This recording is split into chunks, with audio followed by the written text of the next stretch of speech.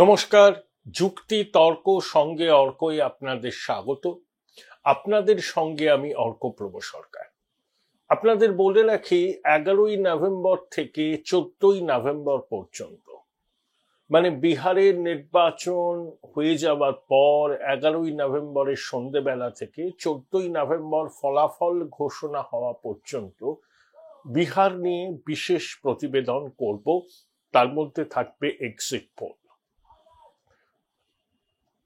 বিধানসভা কেন্দ্র ওয়ারি ফলাফলও আপনাদের জানাতে পারি, কিন্তু সেটা কতটা আপনাদের ভালো লাগবে আমি জানি না, কিন্তু ওভারঅল একটা ফলাফল তো আপনাদের বলবই।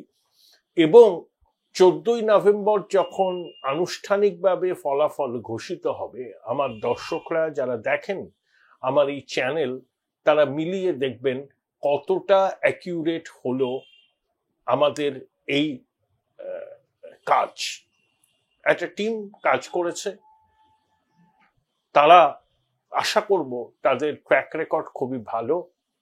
একদম 3% 4% এর অর্থ থাকতেই পারে, বাকিটা ফলাফলের একদম কাছাকাছি যাবে। আজকে আমি আমার প্রতিবেদনের শিরোনাম করেছি দেখবি আর জ্বলবি, লুচির মতো ফুলবি। বাসের পিছনে, ট্রাকের পিছনে এটা খুব লেখা থাকে, আসি বন্ধু আবার দেখা হবে, চলার পথে নমস্কার, দেখবি আর জ্বলবি, লুচির মতো ফুলবি। কারা দেখবে, কারা জ্বলবে, কারা ঈর্ষায় লুচির মতো ফুলবে? হোল্ড ইউর ব্রেথ, বলছি আপনাদের। এই যে 4 নভেম্বর বঙ্গেশ্বরী তার সাঙ্গপাঙ্গদের নিয়ে, ছোটবাবুকে নিয়ে 4 কিলোমিটার পদযাত্রা করলেন এসআইআর এর প্রতিবাদে। এখন একটা ফ্যাশন হয়েছে জানেন তো, ওই রাহুল গান্ধীর দেখা দেখি হাতে একটা সংবিধান নিয়ে হাঁটা। দিদিমণি হাঁটছিলেন, তার কয়েক কদম পিছনে হাল ফ্যাশনের পোশাক আশাক পরে ইয়ার অ্যাপারেন্ট তার স্বভাব সিদ্ধ ভঙ্গিতে তর্জনী উঁচিয়ে নানা রকম আস্ফালন করেন। অধিকাংশই শূন্য কুম্ভের ঝংকার। বলে না, এমটি ভেসেল সাউন্ডস মাচ। খোকাবাবু তো এমটি ভেসেলস, দিদিমণির আলোয় তিনি আলোকিত। এখন প্রশ্ন হলো, দিদিমণি সংবিধান হাতে হেঁটেছেন প্রতীকী আম্বেদকরের মূর্তি থেকে রবি ঠাকুরের জন্মভিটে। তিনি সংবিধান হাতে নিয়ে হাঁটছেন, তার কয়েক কদম পিছনে যিনি হাঁটছেন তিনি এই রাজ্যে সংবিধান বহির্ভূত ক্ষমতার অধিকারী, পশ্চিমবঙ্গের সঞ্জয় গান্ধী।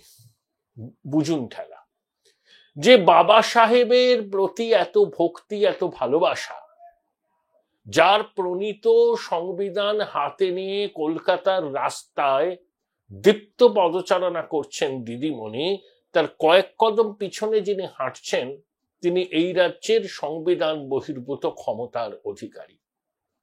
কেন তিনি সংবিধান বহির্ভূত ক্ষমতার অধিকারী সেটা ব্যাখ্যা করা নিষ্প্রয়োজন, আপনাদের সময় নষ্ট আমি করতে চাই না। এখন রবীন্দ্রনাথের জন্মভিটে গিয়ে দিদিমণি অনেক কথা বললেন, অনেক কথা। তাকে তো বিধ্বস্ত এবং ক্লান্তই লাগছিল। উনি বাংলা ভাষা বাঁচাবার জন্য অঙ্গীকার করেছেন, ভাষা সন্ত্রাসের অভিযোগ তুলেছেন বিজেপির বিরুদ্ধে, বাঙালিদের উপর অত্যাচারের একটা ন্যারেটিভ তৈরি করার চেষ্টা করেছেন। কোনো ন্যারেটিভই ফলপ্রসূ হয়নি। আচ্ছা, দিদিমণি রবি ঠাকুরের জন্মভিটে দাঁড়িয়ে এত ভুলভাল হিন্দি আপনি বললেন কেন? যদি হিন্দি বলতে হয় মোটামুটি শুদ্ধ হিন্দি বলুন। আপনার সভায় যারা উপস্থিত ছিলেন তারা কি বাংলা জানেন না, নাকি বাংলা বোঝেন না, নাকি সর্বভারতীয় মিডিয়ার উদ্দেশ্যে দিল্লিকে বার্তা পাঠাবার জন্য আপনি হিন্দিটা বেছে নেবেন? তাহলে রবি ঠাকুরের জন্মভিটে আপনার এই পদযাত্রা শেষ করলেন কেন? অন্য কোনো জায়গায় শেষ করতে পারতেন। রবি ঠাকুর তার লেখা, তার রচনা, তার গান, বাংলা ভাষা, এ তো কিংবদন্তি, নতুন করে বলার কিছু নেই। তার জন্মভিটে দাঁড়িয়ে দিদিমণি আপনি এত হিন্দি কেন বললেন? তাও যদি শুদ্ধ হিন্দি বলতেন সে আর একটা ব্যাপার ছিল। এখন প্রশ্ন হচ্ছে, দিদিমণি এসআইআর মানব না বলে চিলচিৎকার চলেছিলেন, যোগ্য সংবাদ করেছিলেন এয়ার অ্যাপারেন্ট। আচ্ছা, আপনি তো সবই মানলেন, এসআইআর হচ্ছে, নির্বাচন কমিশন যাদেরকে সাসপেন্ড করতে বলেছিল করেছেন, এফআইআর টুকু করেননি, বলছেন যে বিভাগীয় তদন্ত হবে। সবকিছুই তো মানছেন। ওই যে বলেছিলেন না মনোজ আগরওয়ালের বিরুদ্ধে বেড়ে খেলছেন, ওনার বিরুদ্ধে সব অভিযোগ আছে, প্লিজ একটুখানি সেই অভিযোগগুলো আমরা জানতে চাই। আপনার মুখ্য সচিব তো তাকে সার্টিফাই করেছিলেন, কমপ্লায়েন্স রিপোর্টে স্বাক্ষর তো মুখ্য সচিবের থাকেন। প্রথমেই আপনি কমিশনের কাছে 3 গোল খেয়েছেন। এখন যদি ফুটবল মাঠের স্কোরশিট হিসাবে এটাকে আমি দেখি, ভারতের নির্বাচন কমিশন 3, তৃণমূল কংগ্রেস বা রাজ্য সরকার 0। এখন ছোটবাবু ওই পদযাত্রার আগে একটা সাংবাদিক বৈঠক করে নির্বাচন কমিশনার, মুখ্য নির্বাচন কমিশনার জ্ঞানেশ কুমারকে চাঁচা ছোলা বাসে আক্রমণ করেছিলেন। ভেবেছিলেন খুব হাততালি টাততালি পড়বে। জ্ঞানেশ কুমারকে কার্যত অমিত শাহের কাঠপুতলি বলেছিলেন এবং নির্বাচন কমিশনকে বিজেপির সহায়ক শক্তি বলেছিলেন।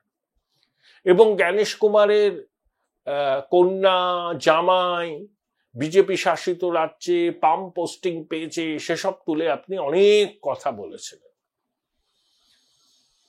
আমি আপনাকে কতগুলো প্রশ্ন করতে চাই, যদিও প্রশ্ন শোনার অভ্যাস তো আপনাদের নেই। আপনারা প্রশ্নে করার ছলে বোঝেন যে সাংবাদিকরা আপনাদের তেল দেবে। অনেকেরই কলম দিয়ে এখন কালি বেরোয় না, তো তেল বেরোয়।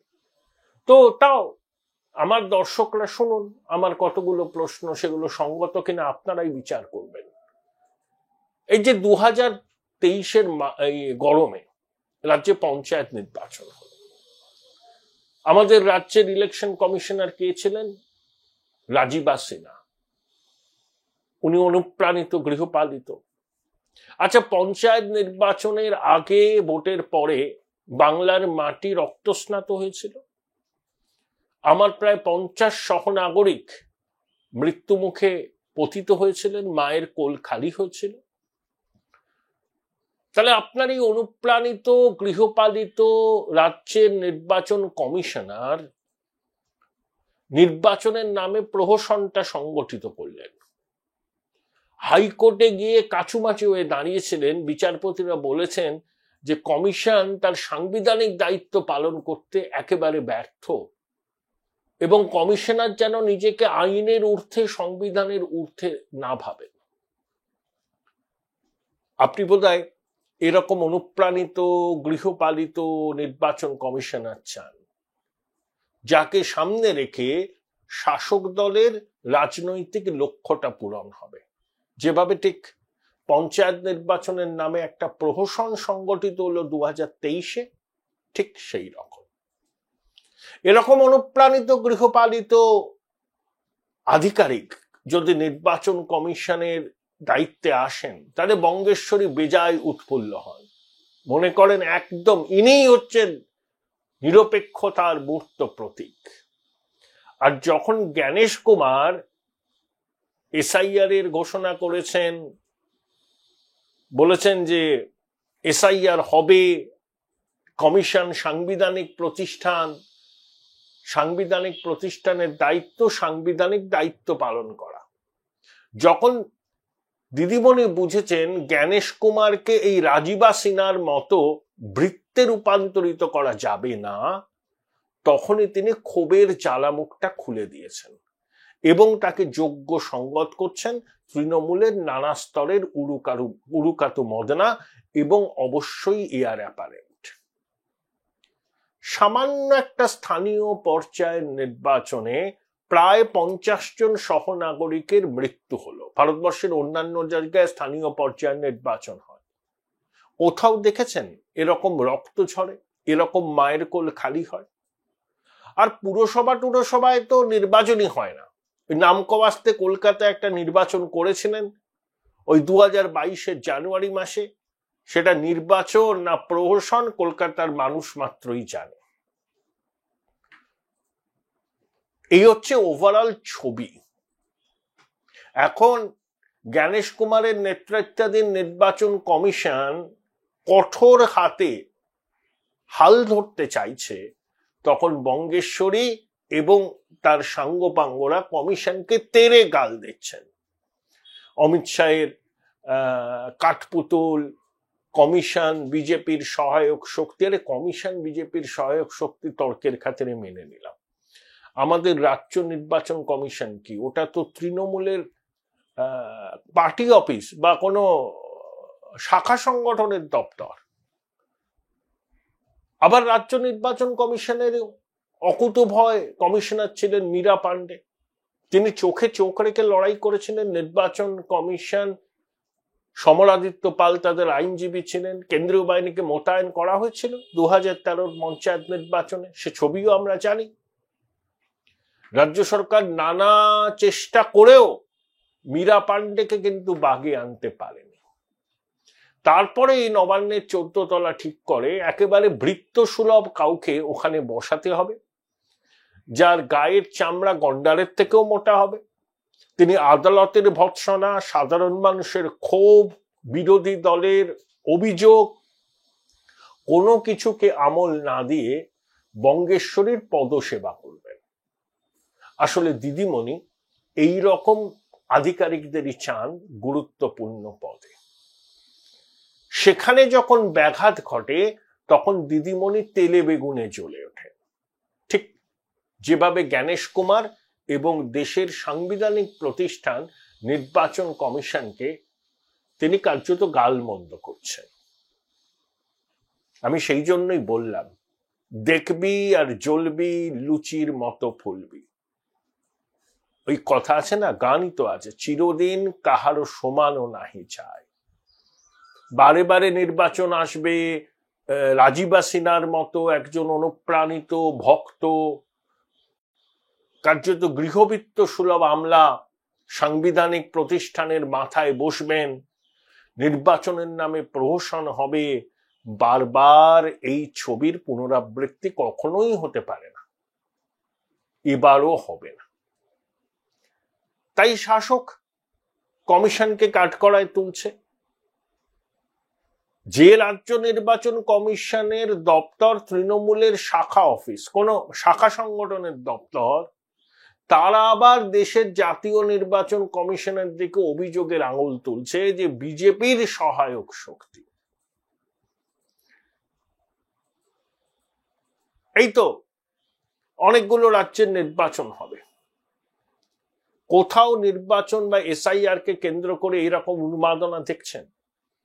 এত আকচি দেখছেন? বিরোধী শাসিত দলগুলো কমিশনকে নিশানা করেছে, তারা আদালতের দ্বারস্থ হচ্ছে, কিন্তু এসআইআর প্রক্রিয়া সেখানেও হবে। দেখবেন সেখানকার প্রশাসন সর্বতোভাবে সহায়তা করবে। রাজনৈতিকভাবে আপনি তার প্রতিরোধ করতে পারেন, আপনার বক্তব্য জানাতে পারেন, কিন্তু আপনি সংবিধান হাতে নিয়ে শপথ নিয়েছেন, সাংবিধানিকভাবে নির্বাচিত একজন প্রশাসনিক প্রধান। আপনি সাংবিধানিক প্রতিষ্ঠানের বিরুদ্ধে সংবিধান হাতে নিয়ে রাস্তায় নেমে পড়লেন। একজন মুখ্যমন্ত্রী এবং তার ক্যাবিনেট কলিগদের এটা মানায়? একটা সাংবিধানিক প্রতিষ্ঠানের বিরুদ্ধে সংবিধান হাতে নিয়ে বিরোধিতা করছেন? দল হিসাবে করতে পারে তৃণমূল কংগ্রেস, তাতে আপনি থাকবেন কেন? আপনার মন্ত্রিসভার সতীর্থরা থাকবেন কেন? এর থেকে বড় সংবিধানের অবমাননা আর কোথায় হয়? এই প্রশ্নগুলোর উত্তর পাওয়া যায় না এখানে। এবং দুর্ভাগ্যের বিষয়, আমাদের সংবাদ মাধ্যমও এই প্রশ্নগুলো তুলতে ভুলে যায়। কেন? একটাই কারণ, কোটি কোটি টাকার বিজ্ঞাপনের। Join Indian Institute of Hotel Management now. Right choice, right decision. যে বন্দোবস্ত আছে নবান্নের সঙ্গে এই সংবাদপত্রগুলোর, সেই বন্দোবস্তে যেন কোনো চির ধরে না। না ধরে, এটা তারা এনশিওর করতে চান। সেই জন্য সবকিছু দেখে শুনে বুঝেও একেবারে চোখটা বন্ধ করে রাখেন এবং বঙ্গেশ্বরীর প্রসাদ পাওয়ার জন্য তাদেরকে সীমাহীন ইচ্ছার এমনই প্রাবল্য, তারা অনেক সময় নত্যসত্য জ্ঞান পর্যন্ত ভুলে যান। কিন্তু সব সময় তো একই চিত্রনাট্যের পুনরাবৃত্তি হয় না।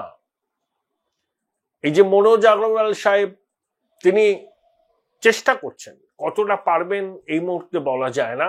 ম্যাকিন্টশ বার্নকে নিয়ে বিরোধ। ম্যাকিন্টশ বার্ন একটা শতাব্দী প্রাচীন প্রতিষ্ঠান। এই যে ডালহৌসি চত্বরে যত বড় বড় স্থাপত্য দেখবেন, অধিকাংশের পিছনে ম্যাকিন্টশ বার্ন। সামান্য কিছু কাজ করার কথা তারা বলেছিল, মিনিমাম ফেসিলিটি গুলো ভোট কেন্দ্রে। তো জুলাই মাসে তো ম্যাকিন্টশ বার্ন রাজি হয়েছিল, তারপরে অজ্ঞাত কারণে তারা সরে এলো কেন? প্রতি বছর নির্বাচন হবে, 500 কোটি টাকা সরকারি তহবিল থেকে খরচ হবে।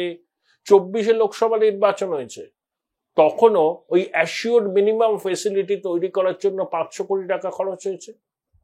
21 সালে হয়েছে, 19 সালে হয়েছে, মানে 19, 21, 24 তিনটে নির্বাচনে ধরুন 1,500 কোটি টাকার মতো খরচ হয়েছে। তা যারা এই কাজগুলো করেছে তাদের তো একটা গ্যারান্টি দিতে হবে যে এত বছর পর্যন্ত এই ব্যবস্থাটা টিকে থাকবে। প্রত্যেকবার নির্বাচন হবে, প্রত্যেকবার অ্যাসিওর্ড মিনিমাম ফেসিলিটির নামে 500 কোটি টাকা খরচ হবে। খোলামখুচি সিও যখন এইটাকে রোখবার চেষ্টা করলেন, সেই জন্য ম্যাকিন্টশ বার্ন কোনো ভূমিকর সংস্থা নয়, রাজ্যের পূর্ত দপ্তরের অধীনস্থ একটা সংস্থা, তার বিশ্বাসযোগ্যতা আছে, সুনাম আছে, তারা রাজিও হয়ে গেল। তারপরে কেউ কলকাঠি নেড়ে দিয়েছে, ওই যে ভেস্টেড ইন্টারেস্ট। আর এই ম্যাকিন্টশ বার্নকে দিয়ে কাজ করালে তো আমাদের মুশকিল। নির্বাচন আসলে না কিছু মানুষ খুব উৎফুল্ল হয় 2 পয়সা কামানোর আশায়।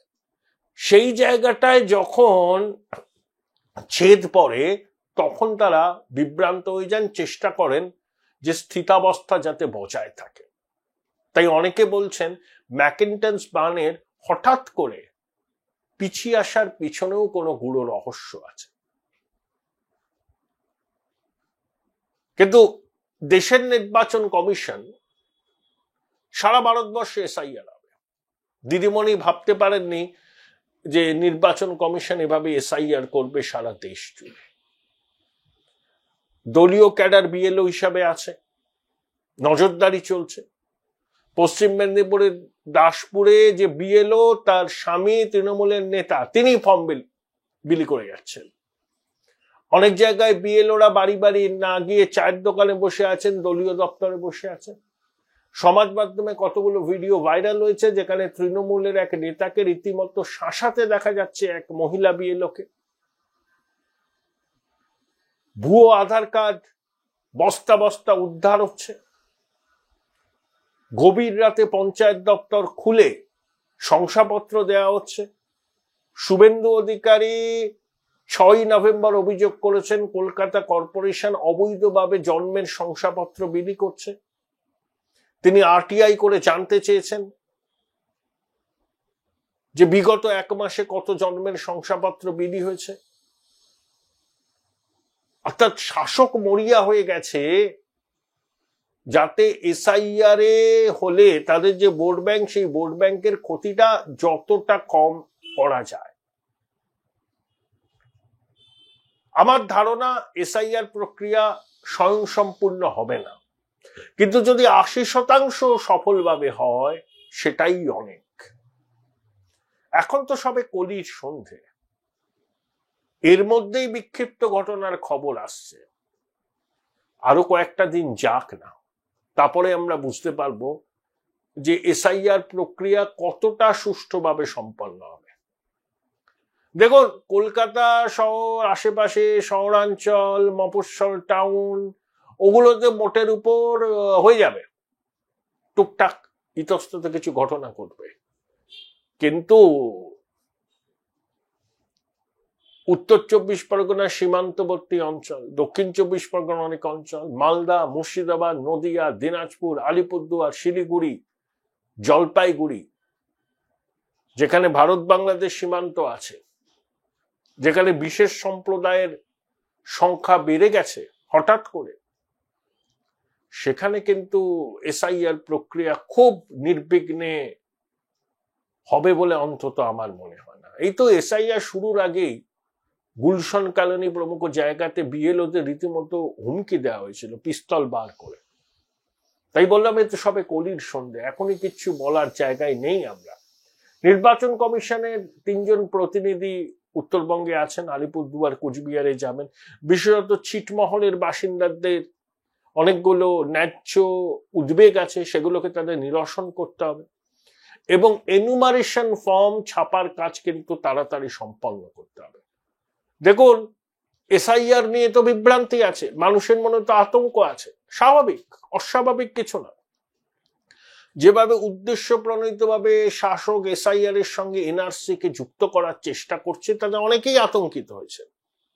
নির্বাচন কমিশনের উচিত পশ্চিমবঙ্গের সবকটি প্রচারিত সংবাদ মাধ্যমের প্রথম পাতায় কয়েকদিন ধরে বিজ্ঞাপন দেয়া এবং এসআইআর এর ফর্ম কিভাবে ফিল আপ করা যায় সেই ডেমো ফর্ম ছাপানো, এফএম এ প্রচার করা, টেলিভিশন চ্যানেলে বিজ্ঞাপন দেওয়া, বারবার বারবার বারবার করে। শুধুমাত্র নির্বাচন কমিশন সাংবাদিক বৈঠক করলেন, তাতে কিন্তু সব প্রশ্নের উত্তর পাবেন না সাধারণ মানুষ, তারা বিভ্রান্ত। কমিশনের কাজ কিন্তু ইনক্লুশন, ন্যায্য ভোটারদের নাম যাতে তালিকায় থাকে এবং অবৈধ ভোটারদের নাম যাতে বাদ যায়, কিন্তু মেনলি হচ্ছে ইনক্লুশন, ইনক্লুসিভ। বাদ দেয়া কমিশনের কাজ নয়।